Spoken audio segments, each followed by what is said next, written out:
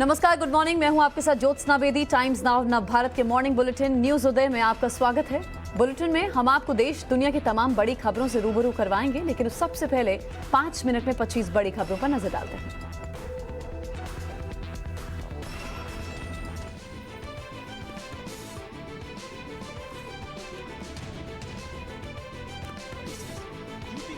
मुख्यमंत्री और राजस्थान हिमाचल के पूर्व राज्यपाल के निधन पर पूरे देश में शोक की लहर है।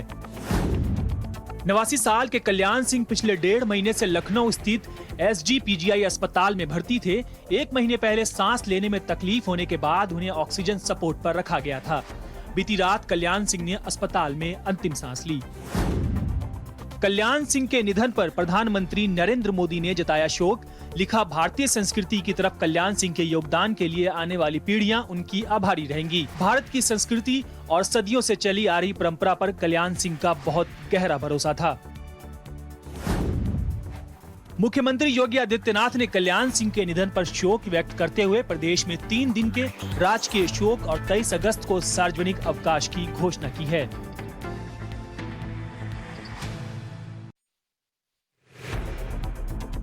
शनिवार को काबुल एयरपोर्ट पर एक बार फिर भगदड़ मची। हजारों अफगानी नागरिक तालिबान के डर से देश छोड़ने के लिए काबुल एयरपोर्ट पर जमा हैं। इसी दौरान मची भगदड़ में कई लोग बुरी तरह जख्मी हो गए। तालिबान ने अपनी कट्टर सोच को अफगान नागरिकों के ऊपर थोपना शुरू कर दिया है। तालिबानियों ने हेरात प्रांत के सभी सरकारी और निजी विश्वविद्यालयों में को एजुकेशन को बैन कर दिया है। तालिबान ने इसे समाज के राक्षसों का जड़ कहा है। अफगानिस्तान में सरकार बनाने की कोशिश में जुटा है तालिबान। बड़ी खबर यह है कि तालिबान का दूसरा सबसे बड़ा नेता मुल्ला अब्दुल गनी बरादर काबुल पहुंच गया है। तालिबान के कई बड़े नेता पहले से ही काबुल में मौजूद हैं। अफगानिस्तान से विदेशी नागरिकों के साथ अफगानी नागरिकों को रेस्क्यू करने की प्रक्रिया लगातार जारी है। अमेरिका ने अपने नागरिकों से कहा है कि जब तक अमेरिकी सरकार की तरफ से आदेश न हो, वो काबुल एयरपोर्ट के नजदीक न आए। अफगानिस्तान से रेस्क्यू कर कतर लाए गए अफगानी नागरिकों के हालात बहुत खराब हैं। सभी अफगानी नागरिकों को कतर में एक गोदाम में रखा गया है, जहां सैकड़ों लोगों के लिए केवल एक टॉयलेट की व्यवस्था है।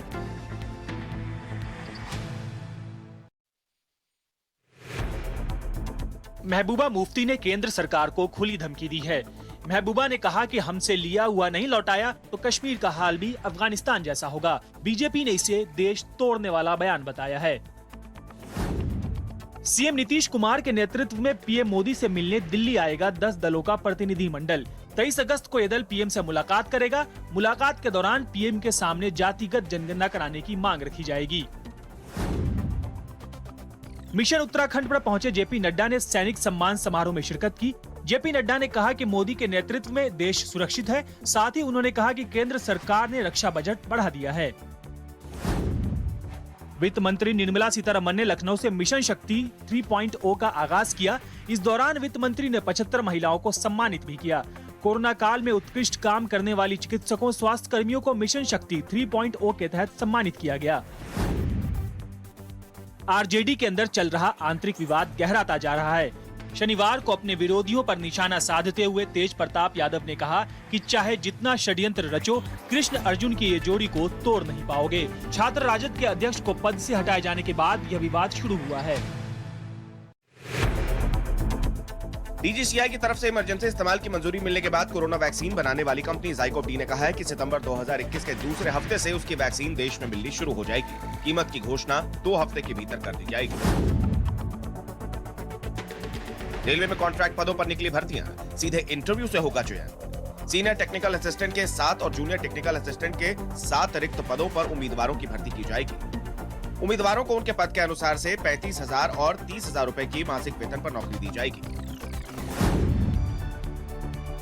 एक हफ्ते में सोने की कीमत में बढ़त देखने को मिली है। ज्वेलरी संगठन IBJA की वेबसाइट के अनुसार इस हफ्ते सोना 290 रुपए महंगा होकर 47,329 रुपए प्रति 10 ग्राम पहुंच गया है। वहीं चांदी की कीमत में गिरावट आई है। इस हफ्ते चांदी 814 रुपए सस्ती हुई है।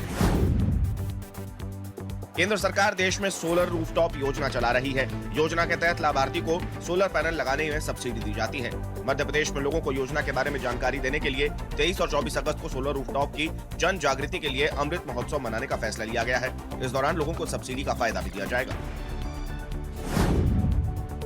कोरोना वैक्सीन की तीसरी लहर के खतरे के बीच एक चौंकाने वाली रिसर्च सामने आई है। इसमें कहा गया है कि 3 साल से कम उम्र का बच्चा अगर कोरोना से संक्रमित होता है तो घर में बड़े लोगों में संक्रमण फैलने का खतरा ज्यादा है। कनाडा की स्वास्थ्य एजेंसी पब्लिक हेल्थ ओंटारियो के रिसर्चर्स ने यह दावा किया है।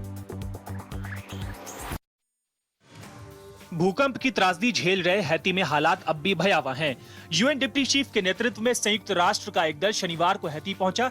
इस दल ने भूकंप प्रभावित इलाकों का दौरा किया और लोगों से उनका हाल जानने की कोशिश की। पोलैंड में एलजीबीटी समुदाय के समर्थन में एक बड़े मार्च का आयोजन हुआ। शनिवार को एलजीबीटी समुदाय के अधिकारों के लिए ये रैली भारी सुरक्षा व्यवस्था के बीच निकाली गई। एलजीबीटी समुदाय के लिए पोलैंड से अक्सर मुखर आवाजें उठती रहती हैं। गाजा इजराइल बॉर्डर पर फलस्तीनियों और इजराइल आर्मी के बीच हिंसक झड़प हुई। शनिवार को हुई इस हिंसक झड़प में कुल 24 फलस्तीनी जख्मी हो गए, जिसमें 13 साल का एक लड़का भी शामिल है जिसे सर में गोली लगी है। रूस में जंगल की आग थमने का नाम नहीं ले रही है। रूस के प्रांत मारियल में आग भड़कने के बाद स्टेट ऑफ इमरजेंसी की घोषणा की गई। मारियल प्रांत में करीब 900 हेक्टेयर जंगल में आग लगी है, जिस पर काबू पाना मुश्किल होता जा रहा है। इस्माइल साबरी याकूब ने शनिवार को मलेशिया के नए प्रधानमंत्री के तौर पर शपथ ली। इसके साथ ही मलेशिया में सबसे ज्यादा समय तक सत्ता में रहने वाले पार्टी ने एक बार फिर सत्ता में वापसी कर ली है। इस्माइल के सामने देश की अर्थव्यवस्था को पटरी पर लाने का सबसे बड़ा चैलेंज है। कल्याण सिंह नहीं रहे, राष्ट्रीय राजनीति का एक नायक चला गया। बीजेपी को फर्श से अर्श तक पहुंचाने वाला एक नेता नहीं रहा। राम मंदिर की लड़ाई में उन्होंने मुख्यमंत्री की कुर्सी तक त्याग दी और उस समय उन्होंने कहा था कि मैं एक नहीं कई सरकारों को कुर्बान करने, कई सरकारों का कल्याण करने के लिए तैयार हूं। और आपको ये भी हम बता दें कि इनके निधन के बाद हर जगह शोक की लहर है और अंतिम संस्कार इनका कल होना है। एक रिपोर्ट आप देखिए।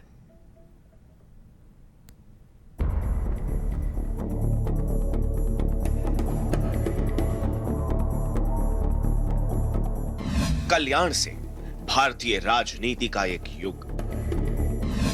कल्याण सिंह बीजेपी के उदय, ढलान और शीर्ष के साक्षी। कल्याण सिंह राम जन्मभूमि आंदोलन के पुरोधा। कल्याण सिंह पूर्व मुख्यमंत्री और पूर्व राज्यपाल। हिंदुस्तान ने कल्याण सिंह के साथ साथ एक प्रखर राजनेता को खो दिया। कल्याण सिंह का जाना भारतीय राजनीति के लिए कितनी बड़ी क्षति है, इसका अंदाजा तक नहीं लगाया जा सकता है।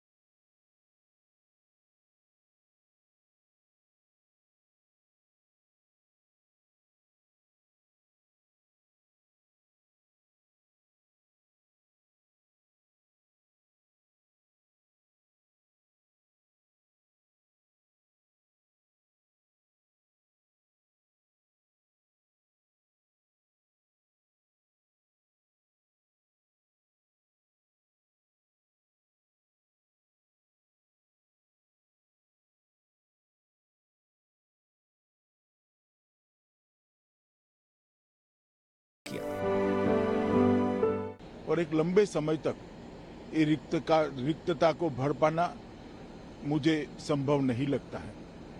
प्रभु इस दुख की घड़ी में उनके चाहने वालों को और उनके परिवारजनों को ये आघात सहन करने की शक्ति दे और श्री कल्याण सिंह जी की आत्मा को शांति दे। कल्याण सिंह के निधन से यूपी के मुख्यमंत्री योगी आदित्यनाथ भी काफी आहत हुए। माननीय कल्याण सिंह जी का जाना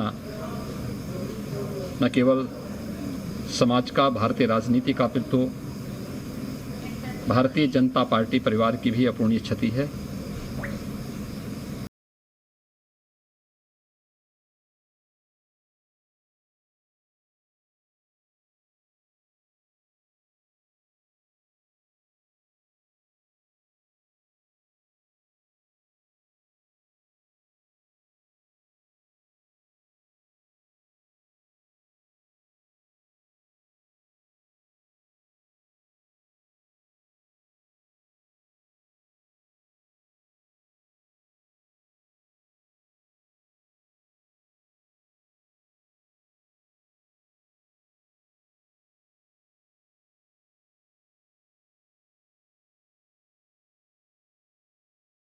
आप उनके पार्थिव शरीर की माल एवेन्यू स्थित उनके आवास में लखनऊ के अंदर यहाँ तमाम परिवार के लोग इस समय मौजूद हैं। इसके अलावा मुख्यमंत्री योगी आदित्यनाथ, दोनों उप मुख्यमंत्री दिनेश शर्मा और केशव मौर्य यहाँ पर मौजूद रहे। उन्होंने पार्थिव शरीर के दर्शन किए और लगातार यहाँ पर तांता लगा हुआ है वो तमाम नेताओं का, कार्यकर्ताओं को, भारतीय जनता पार्टी के और दूसरे दलों के नेताओं का भी, जो जिनके लिए कल्याण सिंह एक प्रेरणा के तौर पर रहे हमेशा। पूरी रात नेताओं और कार्यकर्ताओं का हुजूम आता रहा अपने नेता को आखिरी बार देखने के लिए। इसके बाद कल पहले लखनऊ और उसके बाद उनके पैतृक जिले में जनता के दर्शन के लिए उनका पार्थिव शरीर रखा जाएगा। सुबह यहाँ पर 9 से 11 दर्शन कर पाएंगे। जो आम लोग होंगे उनके अंतिम दर्शन करना चाहेंगे, उनका पार्थिव शरीर यहीं मॉल एवेन्यू स्थित आवास में रखा जाएगा। उसके बाद विधान भवन दोपहर में इनका शरीर वहाँ रखा जाएगा और उसके बाद उसी के सामने भारतीय जनता पार्टी कार्यालय में और दोपहर 3 बजे के बाद उम्मीद की जा रही है कि इनका पार्थिव शरीर अलीगढ़, इनका जो पैतृक ज़िला है वहाँ पर जाएगा, जहाँ पर लोग उनके अंतिम दर्शन कर पाएंगे और उसके बाद पैतृक गांव जो अतरौली है अलीगढ़ ज़िले में, वहाँ उनको ले जाया जाएगा। सोमवार के दिन उम्मीद की जा रही है कि नरौरा गंगा घाट पर उनका अंतिम संस्कार किया जाएगा। कल्याण सिंह दशकों तक राष्ट्रीय राजनीति का हिस्सा रहे। ऐसे में उनका जाना सिर्फ उनकी पार्टी के नेताओं के लिए नहीं बल्कि पूरे देश के लिए एक बहुत बड़ी क्षति है। लखनऊ से आमिर हक के साथ bureau report, times now, Navbharat.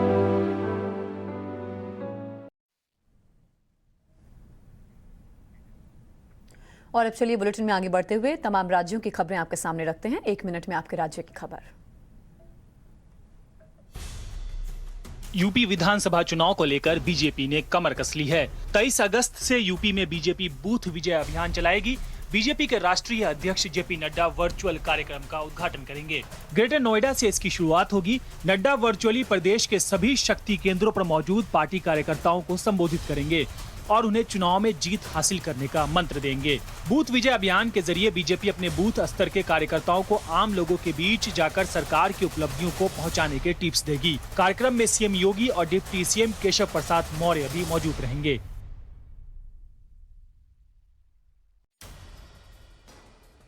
देश में जाति आधारित जनगणना को लेकर केंद्र सरकार पर दबाव बढ़ता जा रहा है। बिहार के मुख्यमंत्री नीतीश कुमार के मुताबिक सोमवार को जाति आधारित जनगणना की मांग को लेकर 10 दलों के नेताओं का प्रतिनिधिमंडल पीएम मोदी से मुलाकात करेगा।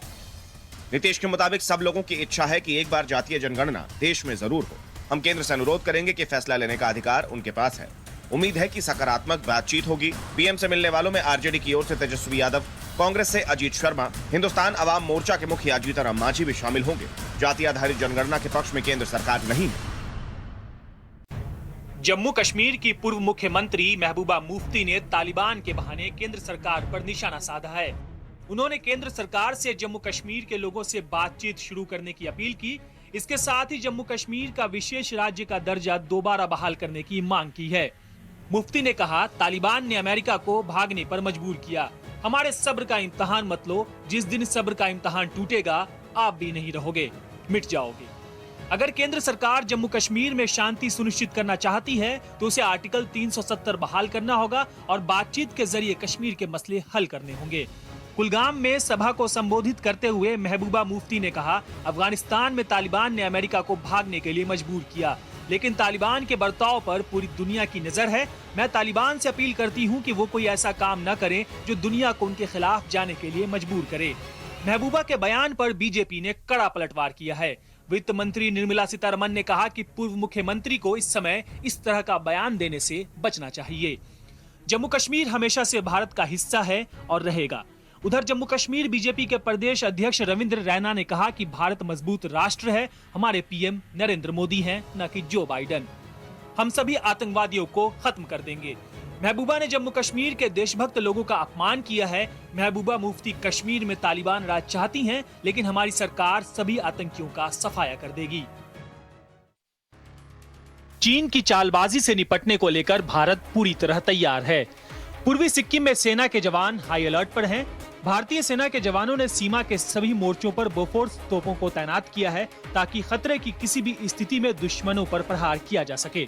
सिक्किम से चीन की 226 किलोमीटर की सीमा लगती है, जहां से सबसे अधिक खतरा है। इसलिए सबसे अधिक सेना की तैनाती चीन सीमा पर हुई है। सूत्रों के मुताबिक चीन एक बार फिर से सीमा पर गांव बसाने की कोशिश कर रहा है और रास्ता को चौड़ा करने की कोशिश कर रहा है। चीन ने पहाड़ को काट कर लंबे रास्ते का निर्माण कर दिया है, जिससे कि टैंकर भी कुछ घंटों में सीमा तक पहुंच जाए। इसलिए अब भारतीय जवान सतर्क हो गए हैं और ड्रैगन की हर चाल पर पैनी नजर बनाए हुए हैं। अफगानिस्तान से हर दिन सैकड़ों तस्वीरें सामने आ रही हैं। लोग इन तस्वीरों को देख रहे हैं, शेयर भी कर रहे हैं। लेकिन इसी बीच सोशल मीडिया पर कुछ लोग भ्रम फैलाकर कुछ ऐसे वीडियोस वायरल कर रहे हैं जिनका अफगानिस्तान से कोई लेना देना नहीं है। देखिए ऐसे ही वीडियोस का फैक्ट चेक। और मैं मोदी को बता देना चाहता हूं कि अगर आपने 20 साल के जंग की तईद की है तो हम मुसलमान हैं। हमने 100 साल के जंग की तईद की है। ट्विटर, फेसबुक, इंस्टाग्राम, हर प्लेटफॉर्म पर एक वीडियो तेजी से वायरल हो रहा है। वीडियो में जो दावा किया जा रहा है वो भारत के लिए बहुत बड़ी चिंता की बात है, क्योंकि इस वीडियो में यह दावा किया जा रहा है कि तालिबान ने इंडिया को धमकाया है। सोशल मीडिया पर यह दावा किया जा रहा है कि तालिबान ने भारत को धमकी दी है, जंग की धमकी। सोशल मीडिया पोस्ट के साथ जो वीडियो शेयर किया जा रहा है, आप खुद सुनिए उसमें क्या लिखा है। मैं कई दिनों से सुन रहा हूं कि इंडिया पाकिस्तान को जंग की धमकी दे रहा है। मैं इंडिया के मुर्तद और हिंदू हुकूमत को बता देना चाहता हूं कि हम पाकिस्तानी आर्मी और आवाम के साथ छाना बचाना करे हैं। तुम हमारा न कुछ बिगाड़ सकते हो। हम बहुत जल्द फारिग होने वाला है इंशाअल्लाह। जिस तरह हमने अमेरिका को रुलाया, इस तरह तुम्हारा भी यही हाल होगा। इस वीडियो को कई यूजर्स ने शेयर किया है। दावा किया जा रहा है कि तालिबानी आतंकी पाकिस्तान के साथ मिलकर भारत के खिलाफ जंग शुरू करने वाले हैं। वीडियो में दिख रहे लोग आगे प्रधानमंत्री मोदी को भी धमकी देते हुए दिख रहे हैं। हमने अफगानिस्तान को पठा किया और मैं मोदी को बता देना चाहता हूं कि अगर आपने 20 साल के जंग की तईद की है तो हम मुसलमान हैं। हमने 100 साल की जंग की तईद की है। वीडियो के साथ जो दावा किया जा रहा है वो चिंताजनक है, इसीलिए हमने वीडियो की सच्चाई जानने की कोशिश की। वायरल वीडियो की पड़ताल में हमने इसके की फ्रेम को गूगल पर रिवर्स सर्च किया। सर्च रिजल्ट में हमें यह वीडियो कई सोशल मीडिया अकाउंट्स पर मिला, लेकिन इससे जुड़ी कोई खबर या कोई भी मीडिया रिपोर्ट हमें किसी भी न्यूज वेबसाइट पर नहीं मिली। पड़ताल के अगले चरण में हमने वीडियो से जुड़े पोस्ट को देखना शुरू किया। इस दौरान हमें एक सोशल मीडिया अकाउंट मिला जिसने 22 फरवरी 2019 को इसे शेयर किया था। इस वीडियो के साथ कैप्शन में उर्दू भाषा में लिखा है, आज की बड़ी खबर यह है कि अफगानिस्तान के मुजाहिदीन ने भारत को धमकी दी है। अगर आप पाकिस्तान को गंदी नजर से देखेंगे तो आपके साथ वही करेंगे जो अमेरिका और रूस के साथ किया था। पड़ताल के अगले चरण में हमने तालिबान का कश्मीर को लेकर आधिकारिक बयान सर्च किया। दरअसल हाल ही में तालिबान ने काबुल पर कब्जा करने के बाद अपने आधिकारिक बयान में यह कहा था कि कश्मीर का मुद्दा भारत और पाकिस्तान के बीच का मुद्दा है, इसमें वो नहीं पड़ने वाले हैं। इससे यह साफ होता है कि वीडियो में जो लोग हिंदुस्तान को धमकी दे रहे हैं वो तालिबानी नहीं हो सकते। साथ ही इस वीडियो की तारीख पर भी गौर कीजिए। वीडियो को 22 फरवरी 2019 को पोस्ट किया गया था, यानी यह वीडियो 2.5 साल पुराना है। यानी सोशल मीडिया पर जो दावा किया जा रहा है कि तालिबान ने इंडिया को धमकी दी है वो सरासर फेक है। सोशल मीडिया पर भ्रम फैलाने के लिए इस वीडियो को बार बार दोबारा पोस्ट किया जा रहा है। टाइम्स नाउ नव भारत की फैक्ट चेक में इस पोस्ट के साथ किया जा रहा दावा गलत साबित होता है। ब्यूरो रिपोर्ट, टाइम्स नाउ नव भारत।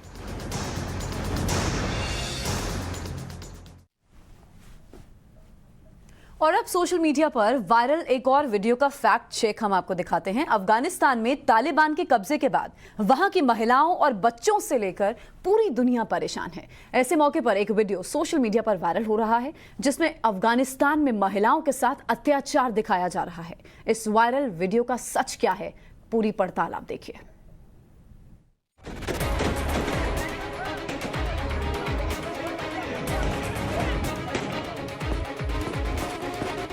सोशल मीडिया पर अफगानिस्तान को लेकर कई वीडियो वायरल हैं। कई तरह के दावे किए जा रहे हैं। कहीं आतंकियों की फायरिंग का विजुअल है, तो कहीं एयरपोर्ट पर फंसे लोगों का वीडियो सोशल मीडिया पर वायरल हो रहा है। लेकिन इसी बीच सोशल मीडिया साइट्स पर एक हैरान करने वाला वीडियो सामने आया है। वीडियो को गौर से देखिए। वीडियो में हिजाब पहने कुछ महिलाएं दिख रही हैं और उनके हाथ में लोहे की चेन बंधी है। महिलाओं के साथ खड़े लोग कुछ नारेबाजी करते दिख रहे हैं। इतना ही नहीं, ये लोग महिलाओं के साथ जबरदस्ती करते हुए दिखाई दे रहे हैं।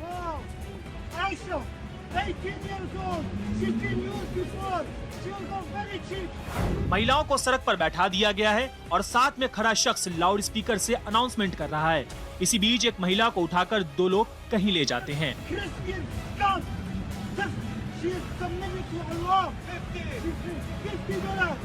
दावा किया जा रहा है कि यह वीडियो अफगानिस्तान का है, जहां तालिबानी लड़ाके अफगानी महिलाओं की नीलामी कर रहे हैं। वीडियो शेयर कर कई यूजर्स ने लिखा, 100 रुपए में तालिबान अफगानी औरतों और लड़कियों को बेच रहा है और दुनिया के सारे मुस्लिम चुप हैं।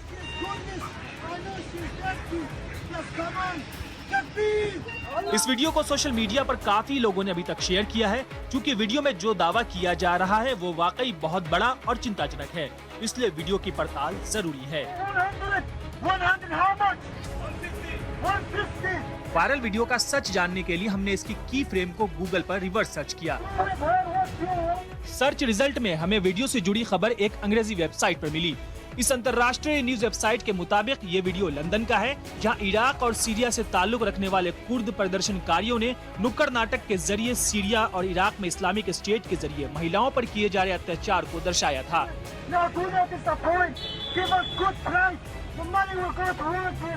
नुक्कड़ नाटक में बताया गया है कि किस तरह इस्लामिक स्टेट मुस्लिम महिलाओं की नीलामी कर उन पर जुल्म ढा रहे हैं। इस खबर की तारीख भी अक्टूबर 2014 की निकली। यानी इस पड़ताल से साफ है कि सोशल मीडिया पर अफगानिस्तान में तालिबानियों के हाथों अफगान महिलाओं को बेचने का दावा करने वाला ये वीडियो फेक है। ये वीडियो भले ही अफगानिस्तान का नहीं है, लेकिन अफगानिस्तान को लेकर भी संयुक्त राष्ट्र समेत कई इंटरनेशनल ह्यूमन राइट्स संगठन चिंतित हैं। हर कोई वहां महिलाओं और बच्चों की हालत को लेकर परेशान है। Bureau report, times now of Bharat.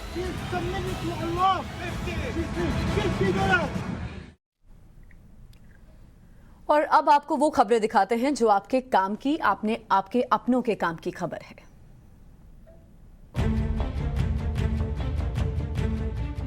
Corona के कम होते मामलों के बीच दिल्ली वालों के लिए एक और अच्छी खबर है। सोमवार से दिल्ली के बाजार पहले की तरह खुल सकेंगे। रात 8 बजे तक की समय सीमा को दिल्ली सरकार ने खत्म कर दिया है। दिल्ली के मुख्यमंत्री अरविंद केजरीवाल ने इसका ऐलान किया। अब तक दिल्ली के बाजारों में रात 8 बजे के बाद ताला लग जाता था। राष्ट्रीय राजधानी में शनिवार को कोविड-19 से किसी भी मरीज की मौत नहीं हुई। ये लगातार दूसरा दिन है जब शहर में संक्रमण से एक भी मरीज की मौत नहीं हुई है। वहीं संक्रमण के 19 नए मामले सामने आए हैं, जो पिछले साल 15 अप्रैल के बाद से सबसे कम है। स्वास्थ्य विभाग की तरफ से जारी आंकड़ों के मुताबिक राष्ट्रीय राजधानी में महामारी की दूसरी लहर आने के बाद से ये 12वां ऐसा दिन है जब शहर में संक्रमण से किसी व्यक्ति की मौत नहीं हुई है। रेलवे में सरकारी नौकरी पाने का अच्छा मौका है। कोंकण रेलवे में सीनियर टेक्निकल असिस्टेंट और जूनियर टेक्निकल असिस्टेंट के खाली पदों पर भर्ती निकली है। कॉन्ट्रैक्ट पदों पर उम्मीदवारों की भर्ती डायरेक्ट इंटरव्यू के जरिए होगी। आवेदन, सिलेक्शन और भर्ती की पूरी जानकारी उम्मीदवार आधिकारिक वेबसाइट konkanrailway.com पर जारी नोटिफिकेशन में चेक कर सकते हैं। सीनियर टेक्निकल असिस्टेंट के साथ और जूनियर टेक्निकल असिस्टेंट के साथ खाली पदों पर उम्मीदवारों की भर्ती की जाएगी। जो उम्मीदवार सिलेक्ट होंगे, पद के मुताबिक 35,000 और 30,000 रुपए महीना सैलरी पर रखा जाएगा। पहले साल के बाद सैलरी में 10% की बढ़ोतरी भी होगी। इंटरव्यू के लिए जरूरी ऑफलाइन फॉर्म नोटिफिकेशन के साथ जारी किया गया है। इन पदों पर भर्ती के लिए उम्मीदवार के पास AICTE के जरिए मान्यता प्राप्त विश्वविद्यालय से 60% नंबरों के साथ इंजीनियरिंग से बैचलर्स की डिग्री होनी जरूरी है। इसके अलावा एक्सपीरियंस भी मांगा गया है। और अब आपको दिखाते हैं वो वीडियोस जो सोशल मीडिया पर वायरल हैं। सोशल मीडिया में एक मजेदार वीडियो खूब वायरल हो रहा है। वीडियो एक छोटे से बंदर का है जिसकी हरकतें देखकर हंसी नहीं रुकेगी। इसमें बंदर यहाँ वहाँ टहल रहा है, तभी अचानक वो मजेदार करतब करने लगा। वीडियो में देखा जा सकता है कि बंदर करीब 15 फीट ऊंची दीवार पर चढ़ रहा है। देखकर लगेगा कि बंदर दीवार पर चढ़कर कहीं जाने की फिराक में है, लेकिन कुछ सेकंड बाद ही मालूम पड़ जाता है कि माजरा कुछ और ही है।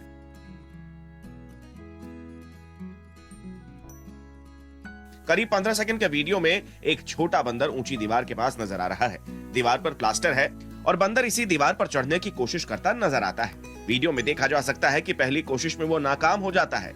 इसके बाद उसने दीवार में आई छोटी छोटी दरारों के जरिए दीवार के ऊपर चढ़ने की कोशिश की। स्पाइडरमैन की तरह कुछ सेकंड बाद वो इसमें कामयाब भी हो गया, लेकिन अगले ही पल जो दिखा उसके बाद आप भी कहेंगे कि बंदर तो बंदर ही होता है।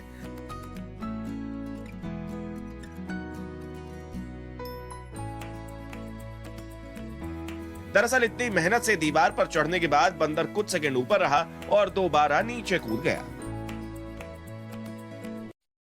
जानवरों की चोरी भी क्यूट लगती है। सोशल मीडिया पर एक ऐसे ही चोर डॉगी का वीडियो वायरल है। वीडियो में घर के अंदर एक डॉगी चेयर को धक्का दे रहा है। बड़े आराम से डॉगी कुर्सी को कहीं लेकर जा रहा है, लेकिन वीडियो जैसे जैसे आगे बढ़ा तब जाकर इस डॉगी की चतुराई समझ में आई। वीडियो देखकर आप भी समझ गए होंगे कि डॉगी कुर्सी को किचन में लेकर जा रहा था, जहां वो कुर्सी पर चढ़कर स्लैब पर रखा खाना खाने की फिराक में था और वो इसमें कामयाब भी हो गया। सोशल मीडिया पर एक चतुर चिड़िया का वीडियो तेजी से वायरल हो रहा है। ये चिड़िया शॉपिंग मॉल के बाहर आराम से घूम रही है। चिड़िया थोड़ी देर तक वहां टहलती है और जैसे ही मॉल का दरवाजा खुलता है वो मौका पाकर अंदर घुस जाती है, और जब वो बाहर आती है तो उसकी चोंच में चिप्स का एक पैकेट लटका होता है। वीडियो को आईपीएस ऑफिसर रुपिन शर्मा ने ट्वीट किया है। उन्होंने कैप्शन में लिखा, मॉल में इंटेलिजेंट शॉपिंग। नेटिजन्स इस चिड़िया की चतुराई की खूब तारीफ कर रहे हैं। सोशल मीडिया पर पति पत्नी का एक मजेदार वीडियो खूब वायरल हो रहा है। वीडियो को देखकर शुरू में लगता है कि पति ने पत्नी के स्वागत के लिए घर में फर्श पर गुलाब के फूल डाल रखे हैं, लेकिन इसके बाद जो हुआ उसे देखकर आपकी हंसी नहीं रुकेगी। वीडियो की शुरुआत में एक महिला घर के दरवाजे के बाहर खड़ी है और उसकी राहों में घर के भीतर गुलाब के फूलों की क्यारियां बनाई हुई है। पति के इस प्यार भरे जेस्चर को देखकर महिला बहुत खुश हुई। बाद में वो धीरे धीरे घर के अंदर दाखिल होती है। कुछ कदम की दूरी के बाद पति उसके हाथ में कैंची देता है और रिबन काटने का इशारा करता है। महिला के चेहरे से ये साफ झलक रहा है कि पति के इस प्यार को देखकर उसकी खुशी का ठिकाना नहीं है। रिबन काटकर महिला एक दूसरे कमरे में दाखिल होती है। लगता है कोई बड़ा तोहफा उसका इंतजार कर रहा है। फूलों की क्यारियों पर चलती हुई महिला जब आगे बढ़ती है और आखिर में पहुंचती है तो उसके गुस्से का ठिकाना नहीं रहता।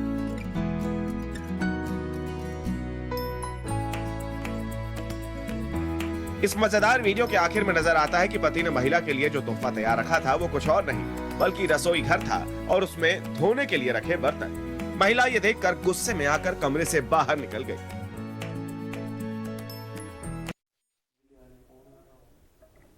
कल्याण सिंह का जाना राजनीति के एक युग का अंत है। बीजेपी के कद्दावर नेता कल्याण सिंह का कई बार बीजेपी से मोह भंग भी हुआ, लेकिन उनकी आखिरी इच्छा यही थी कि जब उनके जीवन का अंत हो, बीजेपी के झंडे में लिपटकर इस दुनिया से वो जाएं। उनकी एक और आखिरी ख्वाहिश थी जो पूरी ना हो सकी। क्या थी वो आखिरी ख्वाहिश, इस रिपोर्ट में आप देखिए। राम मंदिर आंदोलन के नायक, राम जन्मभूमि आंदोलन के नायक रहे। राम के लिए सत्ता छोड़ने को तैयार। मर्यादा पुरुषोत्तम भगवान श्री राम इस पावन स्थल पर भव्य राम मंदिर के निर्माण का कार्य आगे बढ़े, इसके लिए आवश्यकता पड़ी तो सत्ता छोड़ने में भी उन्हें कोई संकोच नहीं हुई। भव्य राम मंदिर का सपना देखा। जन भावनाएं तो ये है कि राम का मंदिर बनना चाहिए। करोड़ों लोगों की आस्था का प्रश्न है राम। मर्यादा पुरुषोत्तम भगवान राम जिनके कण कण में बसे थे, जब तक जिए अयोध्या में भव्य राम मंदिर का सपना देखा। वो कल्याण सिंह अपने प्रभु राम की एक अधूरी ख्वाहिश के साथ इस दुनिया को अलविदा कह चुके हैं। कल्याण सिंह अयोध्या में भव्य राम मंदिर में दर्शन के बाद दुनिया से विदा लेना चाहते थे। कल्याण सिंह अपने पूरे जीवन काल में अयोध्या में राम मंदिर के सबसे मुखर पैरोकारों में एक रहे। उन्हें यूपी के बड़े हिंदूवादी नेताओं में से भी एक माना जाता था। वो तमाम मंचों से कहते रहे अयोध्या में राम मंदिर के स्थान पर ही विवादित ढांचा बना था। उनके दावों पर सुप्रीम कोर्ट की मोहर तो लग गई, लेकिन कल्याण सिंह भव्य राम मंदिर के निर्माण का काम पूरा होने से पहले ही इस दुनिया से विदा हो गए। जन भावनाएं तो ये है कि राम का मंदिर बनना चाहिए। करोड़ों लोगों की आस्था का प्रश्न है राम, और राम के मंदिर का संकल्प करोड़ों लोगों को है, किसी एक व्यक्ति का, एक दल का नहीं है। और मैं तो चाहता ये हूँ कि जितनी राजनीतिक पार्टियां हैं सब अपना अपना दृष्टिकोण स्पष्ट करें जनता के सामने कि अयोध्या में राम जन्मभूमि पर राम के मंदिर के बनाने के पक्ष में हैं या उसके विरोध में हैं। कल्याण सिंह को जानने वाले बताते हैं वो कभी हेलीकॉप्टर से अयोध्या नहीं जाते थे। वो कहते थे इस धरती पर सड़क से आना उनका सौभाग्य होगा। यही वजह है कि अमित शाह उन्हें राम जन्मभूमि आंदोलन का नायक कहते हैं। तो योगी बताते हैं कल्याण सिंह राम के लिए सत्ता को भी छोड़ने को तैयार थे। श्री कल्याण सिंह जी भारतीय जनता पार्टी के वरिष्ठ नेता रहे, राम जन्मभूमि आंदोलन के नायक रहे, उत्तर प्रदेश के मुख्यमंत्री रहे और कई सालों तक पिछड़े समाज के हितों की रक्षा के लिए सदैव उन्होंने लड़ाई लड़ी। श्री राम जन्मभूमि मंदिर आंदोलन के वे अग्रणी नेता थे। मर्यादा पुरुषोत्तम भगवान श्री राम इस पावन स्थल पर भव्य राम मंदिर के निर्माण का कार्य आगे बढ़े। इसके लिए आवश्यकता पड़ी तो सत्ता छोड़ने में भी उन्हें कोई संकोच नहीं हुई। विश्वनाथ प्रताप सिंह ने 1990 में मंडल कमंडल की राजनीति शुरू की। सिंह ने मंडल कमीशन की रिपोर्ट लागू करने का ऐलान किया तो बीजेपी ने राम मंदिर निर्माण आंदोलन को राजनीतिक तौर पर हाथ में ले लिया। इसके बाद देश में राजनेता दो हिस्सों में बंट गए, एक मंडल की राजनीति करने वाले और दूसरे मंदिर की राजनीति के साथ। लेकिन कल्याण सिंह देश के शायद अकेले राजनेता होंगे जिन्होंने दोनों तरह की राजनीति एक साथ की। बीजेपी में सोशल इंजीनियरिंग को आगे बढ़ाने वाले नेता का नाम कल्याण सिंह है, तो राम जन्मभूमि मंदिर निर्माण के लिए पूरी सरकार के साथ शपथ लेने वाले और सरकार से इस्तीफा देने वाले राजनेता का नाम भी कल्याण सिंह ही है। कल्याण सिंह के कद का अंदाजा इसी बात से लगाया जा सकता है, उनके बारे में कहा जाता था देश में अटल बिहारी तो यूपी में कल्याण सिंह। वैसे तो वाजपेयी की तरह कल्याण सिंह भी अपना पहला चुनाव हार गए थे, लेकिन उसके बाद वो 8 बार विधायक रहे, 3 बार यूपी के मुख्यमंत्री, 1 बार लोकसभा के सांसद और फिर राजस्थान के गवर्नर भी रहे। बीजेपी से अलग होने के बाद कल्याण सिंह ने 2012 में राष्ट्रीय जनक्रांति पार्टी बनाकर चुनाव भी लड़ा, लेकिन तीसरी बार फिर बीजेपी में लौटे तो इस बार यही के होकर रह गए। तब उन्होंने कहा था संघ और भारतीय जनता पार्टी के संस्कार मेरे रक्त के बूंद बूंद में समाये हुए हैं और इसलिए मेरी इच्छा है कि जीवन भर भाजपा में रहूं और जीवन का जब अंत हो तो मेरा शव भी भारतीय जनता पार्टी के झंडे में लिपट कर जाए। अब ये महान शख्सियत हमारे बीच नहीं है, लेकिन एक कामयाब प्रशासक और राम भक्त के तौर पर वो हमेशा लोगों की यादों में रहेंगे। जब भी राम मंदिर का जिक्र आएगा, कल्याण सिंह को याद किया जाएगा। ब्यूरो रिपोर्ट, टाइम्स नाउ, नव भारत।